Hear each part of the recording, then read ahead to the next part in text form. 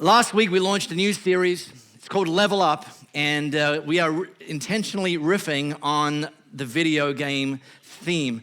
But really, the big idea behind this series, Level Up, actually comes from a letter that one of the early church heavyweights, a guy named Paul, wrote to a church in a place called Philippi. And we now have that in our Bible. It's called the Letter to the Philippians. And right out of the gate, Paul wrote something incredibly profound, in fact, reminding the church in Philippi of three very powerful promises that we can hold on to as we follow Jesus. And we teed off with that ourselves last week. If that was Paul's leading play, let's follow his lead and go with it ourselves. And this is the three promises that Paul reminded that church in Philippi, that as followers of Jesus, we need to be reminded, we need to know, we need to never forget. Let's throw that up. That Paul said, I am certain that God, here's the first promise, began the good work within you, will continue his work until it is finally finished on the day when Jesus Christ returns. Paul's reminding the church there that God started this.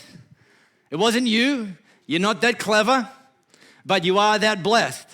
That God chose you to begin a good work. Of all the things, of all the people, he chose you to begin a good work. It was all on him, and yet we get all of the benefits of that. But it's not just about starting a good work. God's actually going to continue that good work. Well, that's fantastic. We, as we journey through life, as we journey following Jesus, actually have God working all the time to continue the work that he started. And actually, he's not going to leave it unfinished, that he's actually going to complete the work when either Jesus comes or we go, whichever comes first. Either way, that we're going to actually see God take this work that he began through to completion.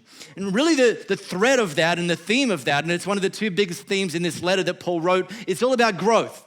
That following Jesus isn't a one-time decision, that following Jesus isn't a location, following Jesus isn't a place that we just sit and kind of idle away the time, that following Jesus is actually a journey, it's actually a growth. And just like in video games, with following Jesus, we can actually go to higher and higher levels. And last week I talked about 3 levels. Let me show you, in case you missed them last week, or remind you for those of you that were here. Level 1, it's the starting point. Level 1 is when we first make a decision to follow Jesus. We are now metaphorically a baby Christian, a little baby that needs to be fed. Be fed, be fed. Right now, Jeffrey Earnshaw is in the back row with his new baby and Miranda's, and he's feeding that baby. And that baby, we have no expectation that 2-week-old baby is going to feed itself because he's a baby.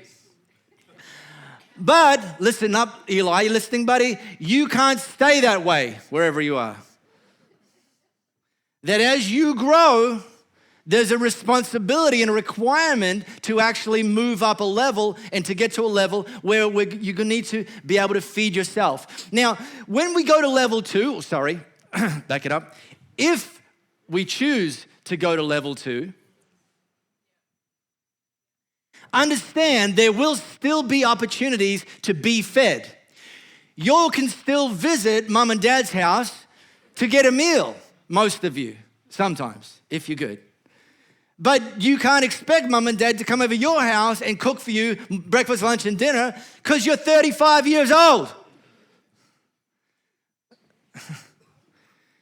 Our teaching team, our music team, all of our team members, we will still offer up a meal every Sunday, 10 a.m., for 1 hour, and you can eat that thing to the bones and the marrow. But if the only meal that you eat, spiritual meal you eat, is the meal that's served up here for 1 hour on a Sunday, you will be malnourished. And God's best is not for you to be malnourished, it's for you to flourish and for us to flourish, but that requires us to have the responsibility and to level up to level 2, where we learn to feed ourselves. And I went through some of the ways that we can do that. You can go back last week and listen to the podcast. And then there's this highest level, level 3, where we discover purpose. where we discover that we're on this planet, we're in this city, we're called to be part of Elevate Church, not merely to sit at the table and consume, but actually there's a purpose behind that. That the energy, the growth, what God's putting in us is actually designed for us to actually pour out, for us to invest into others, for us to feed others. There's a purpose beyond that. We still need to keep being fed. We still need to keep feeding ourselves, but to stay at that level is going to see us get spiritually obese, and it's going to see us miss out on the understanding that God has called us for a purpose and planted us here for such a time as this. So the idea is for us to level up. And just as it is in the gaming world, as we level up, we'll gain experience points, we'll gain rewards, and we'll also unlock new skills and abilities. And if you know that about gaming world, that word unlock is a key to understanding how this works. See, when the designer or the creator of these games, when they put that thing together, those rewards at higher levels and those skills and abilities at higher levels, they're already there before you even purchase the game. They're already there before you even start playing the game. But the only way you get to access those rewards and the only way you get to appropriate those new skills and abilities is by unlocking them. And the only way you unlock them is by going to higher and higher levels. And God has got promises, and God has got rewards, and God has got new skills and new abilities and more capacity already waiting for you. They're already there. He's baked them into the operating system. But the only way you and I are going to be able to access those new rewards that are already there and unlock those new skills and abilities that are already there is if we continue this journey and commit ourselves to leveling up to higher and higher levels. And I want to talk today about a key to leveling up, and it's called team play. Now, come with me in the Wayback Machine, and I want to take you back to 1978. I know some of you weren't born in 1978. I, however, was. And in 1978, a big shift happened in the gaming world. Prior to then, video games were on a console called an Atari, and probably the most well-known game was a game called Pong. Like stinky, like ping pong. It's called a Pong, and it wasn't a very complicated game. In fact, the way you played it is you had a controller that would turn up and down, a bit like you turn the volume up on a radio. And that was the game. You would turn the controller to the left, or you turn the controller to the right. It wasn't very complicated. Then, in 1978, along came video arcade games. And places like Time Zone and places like my local fish and chip shop had these arcade-style games. And the way these arcade-style games were designed, they're these tall, kind of like maybe 2-meter tall kind of units. And they had a screen, and they had few little buttons and a little controlling thing. And the way they were designed is they were actually shoved against the wall, and you would play them facing the wall, facing the screen, and you'd play them on your own. And there was no opportunity for you to collaborate. It was just all about single player mode, and it was you versus the game, you versus the enemies, you versus the challenges. It was just you, and the closest you could even come to team play was maybe one of your two bozo mates would be staring over your shoulder to watch you playing this solo game. That was 1978. Needless to say, a lot's changed since 1978 because there's this thing now called the internet. Probably you've heard of it. And the internet has changed everything when it comes to gaming. Just before Fortnite took over the gaming world recently, the gaming world was all about Minecraft. Has anyone played Minecraft? Anyone? Okay, it's fine. It's good. I'm not judging if you have or you haven't. It happens to be the second highest selling game ever in the history of gaming. Is it going to drive anyone crazy if I don't tell you what the first one is? No? Okay, it's fine. I can move on. I know the answer. I mean, it's just how smart I am. Tetris. Anna, you can fact check it for yourself. Minecraft. The premise of the game in Minecraft, don't shoot me down if you're a geeky gamer. Okay, I'm not going to give you all the premise of the game, but the premise of the game is you get to build stuff. You start off by building stuff. You build walls and you build forts and you build stuff, okay? It's the start of the game. You build stuff, and then once you build stuff, you fight people who are going to try to come at you and take your stuff down. That's the game, okay? I know, riveting. And the thing is, though, when Minecraft was first released, it was only released in single-player mode. So you could only build stuff, and you could only fight stuff on your own in single-player mode. And then the smarty pants creators of Minecraft realized, hang on, we think this game is actually going to be a better experience if we build into it the ability to play it together. If we build into it the ability to collaborate.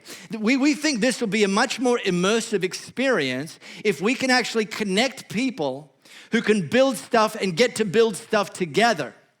And then when they build stuff together, that they get to actually fight and defend stuff together. And so they went about using the powers of the internet to take Minecraft from single-player world into this multiplayer, multi-platform, collaborative experience. And it's exactly the same when it comes to following Jesus. You actually can follow Jesus in single-player mode. It is possible you will get to heaven following Jesus in single-player mode. My thing is that I don't think you're going to take many people with you into heaven by following Jesus in single-player mode, because Jesus said one of the things that's baked into following me is actually go into all the world and make disciples of more and more people. And so if you think it's just about you and Jesus, there's a whole universe that's been created that you're missing out on. In fact, God created this universe. He called it the church. And the beta version was first released in 33 AD. And God put this thing out there called the church, experimental to begin with, kind of still is. And this was his idea. I mean, it just sounds wacky to me. His idea when he released the beta version of the church was to bring together people from different cultural backgrounds, different socioeconomic backgrounds, people who've had different upbringings, people from different parts of the world, people with different personalities, and say to them, this experience of following Jesus is actually going to be better, more immersive, more rewarding, more fulfilling if you actually join together and do this together and build together and fight together. So I'm going to do this thing called the church, and I want you to be part of that experience.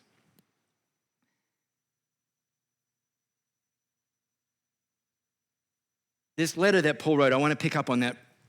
And if you've got our Elevate app, you can open that up. You'll see a new section there, by the way, which Rochelle is her now favorite section, called Stories. And we've actually put in all the stories of people that we've captured in the last couple of years. So it's there for you to be inspired and revisit that. We're actually shooting another story this afternoon. We'll be showing that next week, and a little teaser about that. Several months ago, one of our team said to me, Mark, I've never grown. I've been in church all my life. I've never grown as much as I've grown since I connected here at Elevate.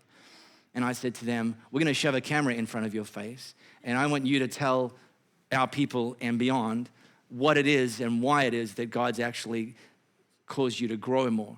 And we're going to shoot that today and show that to you all next week, so be here for that. But in our Elevate app, there's a Bible section. It's going to take you to a little bit more of what Paul wrote to this church in Philippi. But let me give you the context that Paul was writing to. Now, Philippi was a port city in Greece. Go Greece, Jeremy. Port city in Greece that for centuries had been part of the Greek world. Therefore, the architecture was Greek. The cultural thinking was Greek. The political systems were Greek. The olives were Greek. Everything was Greek. And then in this point in history, a new player entered the global or the then known world. And this new player was the Roman Republic. And the Roman Republic started taking over territories around the known world, including taking over Greece. And this port city of Philippi, the Roman authorities, they decided that this port city, that they were going to make it a retirement location for political officials and high-ranking soldiers from Rome to actually go and live there. You might call it a Rome away from Rome. I do all my own stunts. Come on. I may never get to use that again, and just don't let it be lost on you, and don't be thankful that I won't get to use it again. It's just cold, very cold. Rome came into Philippi, and Rome started to change everything about Philippi. They started to introduce Roman architecture. They started to introduce Roman political thinking. They started to introduce Roman cultures and customs. And what that meant for residents of Philippi is that they were now faced with a decision, whether to hang on to the citizenship of Greece and the ways of Greece and everything they'd known, or whether they wanted to allow into and embrace this new opportunity of becoming a Roman citizen. And into that very moment in history and into that very place in history, Paul wrote this to the church in Philippi: above all, you must live as citizens of heaven, conducting yourselves in a manner worthy of the good news about Jesus. Then, whether I come and see you again or only hear about you, I'll know that you're standing together with one spirit and one purpose, fighting together for the faith, which is the good news. So here's Paul writing to a church that he's had a lot of influence in, and he's not sure if he's going to get back to them. He's not sure if his life and his travels and his circumstances are going to allow him to go and see them again. But he wrote a letter nevertheless, because he wanted to instill in them this reminder. And the first thing that he wanted to let them know while they're on this knife's edge of should I hold on to my Greek citizenship? Should I embrace my Roman citizenship? He said, listen, above all, you're citizens of heaven.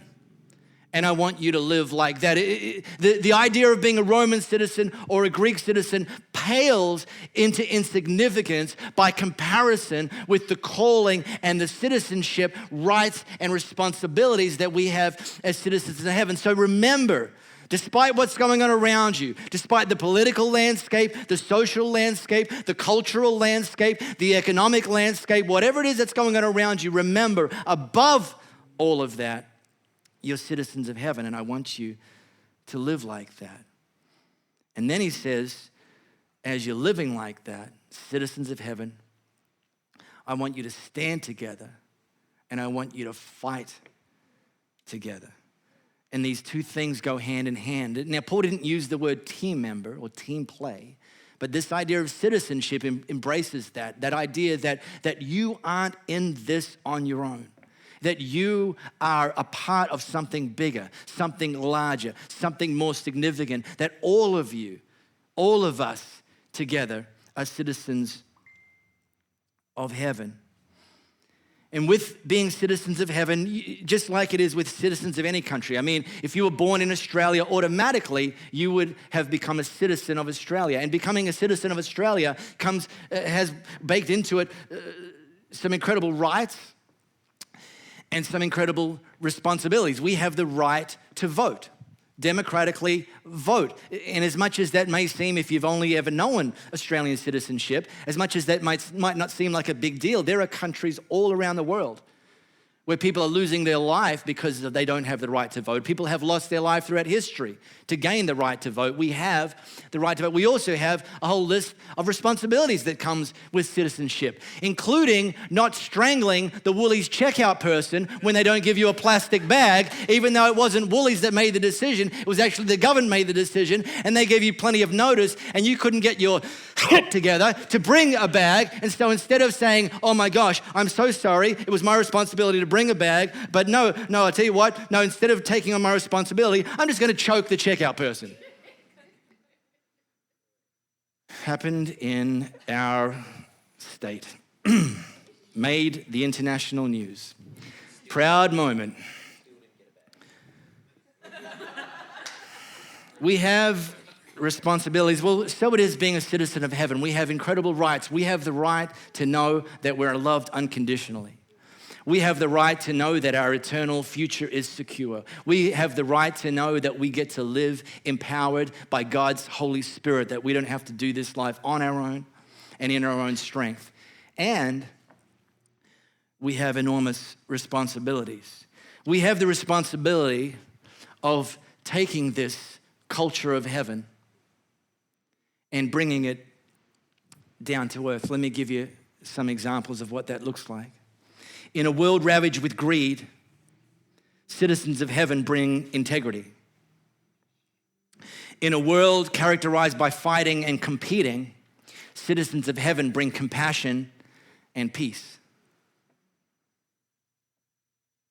In a world characterized by rejection, citizens of heaven get to bring love. In a world full of damage, citizens of heaven get to bring a message of restoration. In a world characterized by despair, citizens of heaven get to offer and usher in hope. In a world characterized by sadness and anxiety, citizens of heaven get to bring joy. But here's the thing, we get to do it together. We get to build together. We get to fight together. And then Paul kept writing. Rhetorically, he asked, is there any encouragement from belonging to Christ? In other words, guys, you've been encouraged. Is there any comfort from his love? You've been comforted by his love. Any fellowship together with in the Spirit? Have you got God's Holy Spirit that you're actually in a relationship with? Yes. Are your hearts tender and compassionate? Your hearts should be by now tender and compassionate because of all this stuff. So here's what I want you to do. I want you to make me truly happy by agreeing wholeheartedly with each other, loving one another, and working together with one mind and purpose. See, this is the bit about the church that I think is the wackiest part of all. Because this shouldn't actually work. You can't get this happening in your home life. It's time to start prepping for dinner, and you say to the family, well, so what did everyone want at dinner? And you got 4 people in the family, and you get 4 separate answers. And then maybe you get through that battle and you've put the dishes in the dishwasher or someone's on dishwashing duty, whatever it happens to be in your house. And then you say, it'd be nice to sit together as a family, or maybe it's just you as a couple, sit together and watch a movie. So you say, what does everyone want to watch? And you get 4 or 5 different answers, right? This is your family. You share DNA. You have the same address. You've been living together for days, weeks, months, years, sometimes decades. God says, I've got an idea. I'm going to take people that I've never met, that share no common background, that come from all parts of the world, that are all different ages, that all have all different personalities, that have no human DNA in common. And here's what I want you to do. I want you to agree wholeheartedly with each other. I want you to love one another, and I want you to work together with one mind and purpose. And there's no surprise that this doesn't always work. This doesn't always go well. The church has created a lot of very bad publicity over the years for itself by not being characterized by these things on too many occasions. Because some of the conversations around church life can be, what'd you think of that new song that they introduced this morning? No, I didn't really like it. Oh, well, me either. Oh, what's been the most inspiring message you've heard this week, this year? Well, to be honest, I don't think any of them have been particularly inspiring. Oh, great. Keep that opinion to yourself. Of our teaching team, who do you like the most? And, I know the answer is Louis, but just the point is, why would we even be asking any of those questions? Because what do they matter? We are going to have preferences. That's reality. We're going to like some songs more than others. We're going to like some messages more than others. Hey, we're even going to like some people more than others. That's okay. Yet in that, we're called to love one another, agree wholeheartedly with one another, and work together with one mind and purpose, not one mind and preference.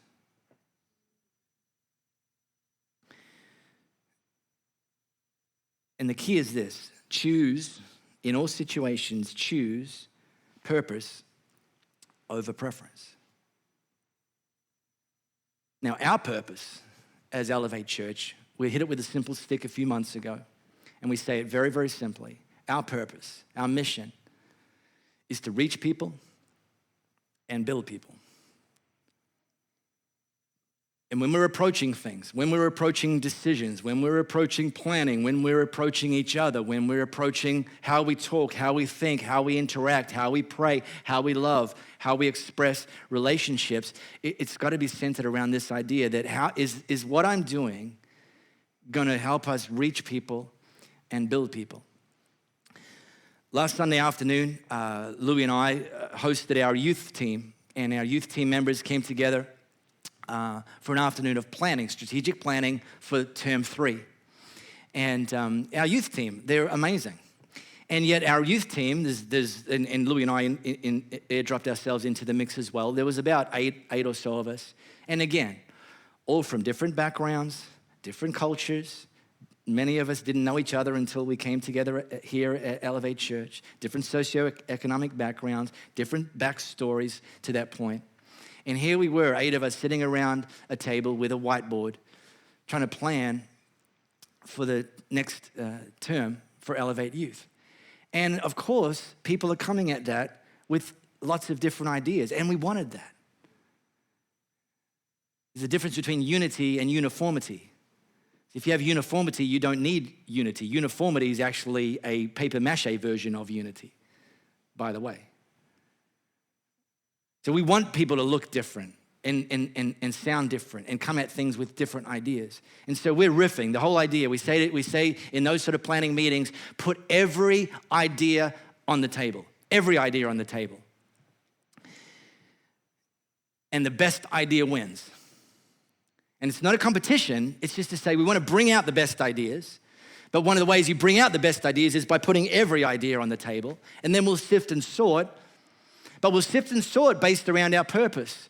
Which of these ideas are going to help us reach people and build people best? And so the way this planning meeting went, and the way our planning meetings go, is someone puts up an idea, puts it on the table, and we go, it's a good idea.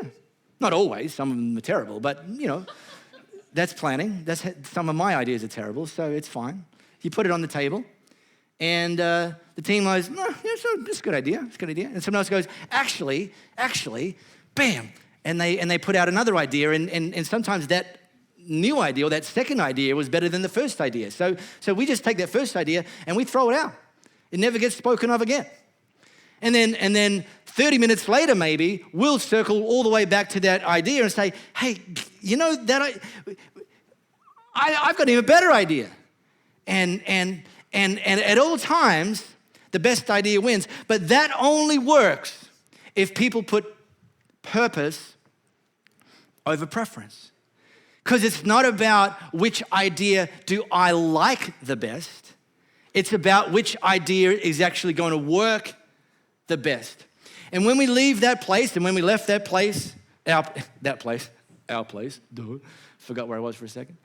When the team left our place, there's a sense of, okay, we're about this. And no one even cares from that moment who owned or gave up the idea. It was just about, these are now our ideas. and we're going to make these work because we're going to choose purpose over preference. And it was I mean, I'm an old man, and I'm my battery's done on a Sunday by about 2 p.m. And yet we were still going around 8 p.m. And it was so energizing to see this group of people that, as I said, this should not actually work in practice. And it works because they were committed, and we're committed to choosing purpose over preference. And Paul lands this week's message with the following: don't be selfish. Don't try to impress others. Instead, be humble, thinking of others as better than yourselves. Don't look out only for your own interests, but take interest in others too. And I got to tell you guys, this here, Paul didn't say don't think of yourselves at all, but he just said don't think of others as better than yourselves. That's humility. And he didn't say don't look out at all for your own interests, but he says don't only look out for your own interests. You know, you can't actually feed others if you're not being fed and if you're not feeding yourself. So we have to actually take interest in our own health, in our own well-being. There's a reason on the plane when you get the safety announcement, they say to the parents with the small kids, put your own mask on first before you put Junior's on, because you can't help Junior if you're the one dying as well. So there's a responsibility for us to be concerned about ourselves and take our journey following Jesus seriously, but don't only take your journey following Jesus seriously, take other people's journey seriously and be interested in other people. And I'm so proud of us as a church, the way we continue to level up. Last week, we did a thing called the Big Give, and we haven't done this for about 6 years. And so many of you certainly weren't around 6 years ago. And last week, we put a blue bucket, which sadly 2 of our team members called the sick bucket, and they are no longer with us. We put them in the bucket. And we encouraged us as a church to level up and say, let's, in addition to our regular giving, let's give a one-off big give. And we said equal sacrifice, not equal giving. In other words, big is a relative term. So to say the big give, whatever's big for you, how about you consider leveling up and bringing that and giving that into God's kingdom. And we did that last Sunday. And we called it a miracle offering. And we very intentionally called it a miracle offering because we wanted to see miracles happen in the lead up to that. Miracles of provision, miracles of release, miracles of mind shift changes. We wanted to see miracles happen on that day, in that moment. And we certainly want to see more and more miracles happen as a result of what we've done in that moment to reach people and build people. And so that was Sunday. On Monday, a friend of mine from another church, he asked me, he knew that we were doing the Big Give, and he asked me, how did the Big Give go? Was it a success? And I said to him, yeah, it was actually. And just to catch you up, our team members know this, just to catch you up, we measure success here at Elevate Church by numbers and stories, both. Numbers and stories. Before I get to the numbers, let me tell you a story. So I'm on my push bike Monday morning, and I get a call from Jordan May. And I got Bluetooth headphones on, and so he knows that, and he goes, "Oh, are you on your bike?" I'm like, "Yeah." Okay, no worries. I'll write to you instead. Sure, no, that's cool. Now, it's important to know a couple of details for Jordan's story to make sense. Jordan works as a painter for his old man's business, and last year, Jordan has a sense that God called him to youth work. Youth ministry in not painting for his best contribution. And so last year he took time out and sacrificed time and money to go and study for a year, study youth work. And look, I've been to Bible college. You know, if you go to study nursing school, you come out and you're a qualified nurse, you can get a job as a nurse. But when you go and do like Bible college or youth work, there's never a guarantee that you're going to come out the other end with a job in that profession. You hope that would, but it doesn't always work out that way. And so Jordan's been very much living by faith, and he's still working this year in his old man's painting business. And Jordan sent me this message Monday morning. Hey, just wanted to share with you what happened yesterday at the Big Give. I was tossing and turning about what to give, thinking about, I'm sharing this with Jordan's permission, by the way. This is not him going, ah! No, he's good. I was tossing and turning about what to give, thinking about all the upcoming bill deadlines and living expenses I have to meet. I've set faith goals around giving and been involving God more in my finances because I realized I need growth in this area. Now, his dad went on holidays just in the lead up to the Big Give for 5 weeks, and it meant that Jordan, he said, I had to chew through my savings, living off that because I wasn't earning. But leading up to the Big Give, I felt I should give almost half of what I had to my name. Painting is still really slow, and didn't know if I was shooting myself in the foot, but I had faith and I gave cheerfully. Later that day, by the way, later that day while he was sitting at our house with our youth planning meeting,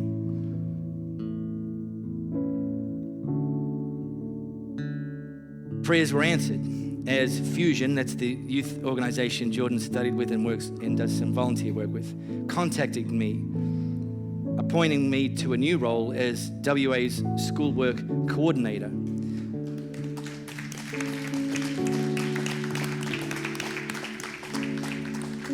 Good, but there's more. The role is paid 2 days a week because somebody on Sunday, not someone from here, gave $5,000 to Fusion to support me in my new role. And then they've promised that there's more coming in. God is faithful. So I got asked the question, was the Big Give successful? And I said, heck yeah. Miracle offering. Anyway. And then numbers. Here it is.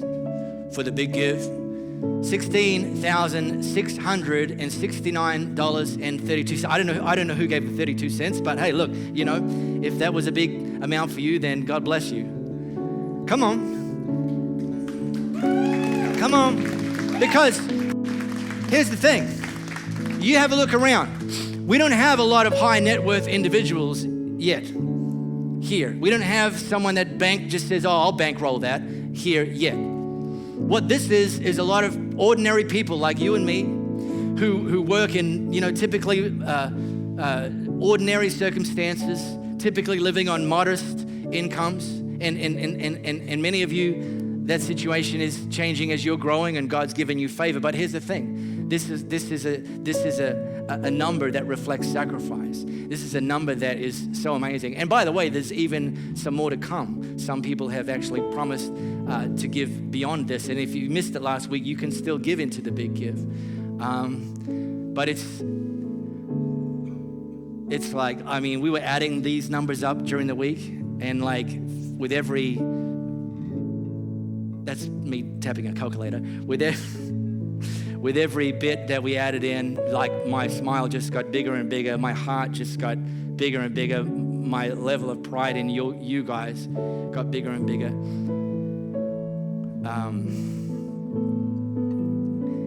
But it wasn't so much the amount, it was the coming together that was the biggest win in this whole journey up to the Big Give. It was seeing person after person, couple after couple, family after family, walking forward and saying, I'm all in. We get to build together. We get to fight together. And we fought, and this plus expense reductions, plus the actual increase in our first 10% giving has seen us clear most, if not all, of the short-term debt that we've been talking about. Clear the runway, allow us to go further faster. It's so exciting. But the biggest miracle, the biggest breakthrough is the coming together, because God's going to do something more with that, more with unity, more with purpose, more with one heart, one mind, one spirit, one mission. So I want us to stand right now together, and we're just going to riff a little bit of a song. We've already sung some of this. I know some of your knees are cracking and your back's struggling to give in, but you can stand. Let's sing this together, because this is the thing. We actually fought this battle together. And guess what, church? There's going to be another battle that's going to come over the horizon, and we're going to get to fight that together. And there'll be another battle after that, and we get to fight that together. And some of you will go through individual battles, and we'll come around you and fight your battle with you together. We'll pray for you, we'll love you, we'll support you, we'll encourage you, we'll be generous towards you, we'll give you our time, we won't judge you, we'll hold you up, we'll do anything we can, because that's God's best design for His church. Come on, let's worship, let's celebrate, let's sing this together.